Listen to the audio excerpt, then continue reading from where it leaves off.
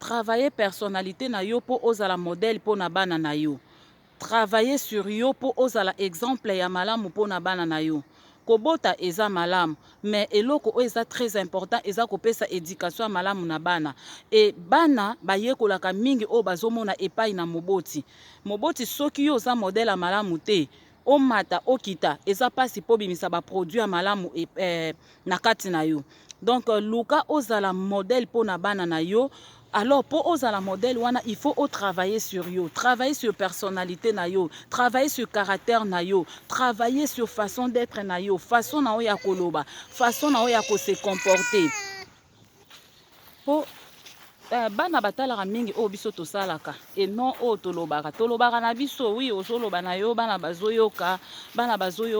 mais en même temps bazalaka pe na étape o ba observaka omona baza ko observer yo moboti baza ko observer yo yango omonaka mingi na bana soki mama na ye façon mama na ye alobaka omona ye pa komo lobaka nde mama na alobaka ba geste mingi mama na ye asalaka ye pa komi kosala ba geste lokola mama na ye pour te dire que tozalaka na impact makasi na vie ya bana à partir ba caractère na biso ba comportement na biso façon na biso ya kozala yango to lukake to bâtir vraiment ba vie na biso to tonga ba vie na biso na liloba na Nzambe na ba valeur chrétienne na ba valeur ya bonzambe lobaka vérité zalaka mutu oyo tango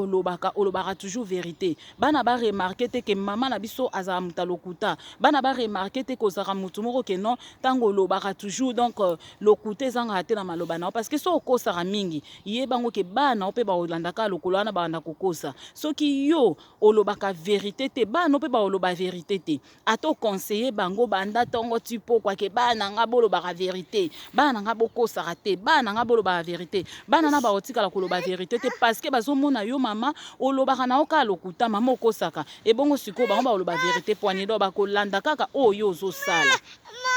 Un responsable, il faut vivre ndenge ba responsable bazalaka parce que tango so komi na bana il faut yeba ke oza responsable oza na batu oyo ya ko gérer oza na batu oyo ya ko éduquer alors tango oza na batu ko gérer to batu ko éduquer ezo senga ke yo il faut oyeba na ko se comporter malamu po comportement na yo et impacter ba o baza tout autour na yo et impacter bana na yo zala modèle kaka na maloba te mais na misala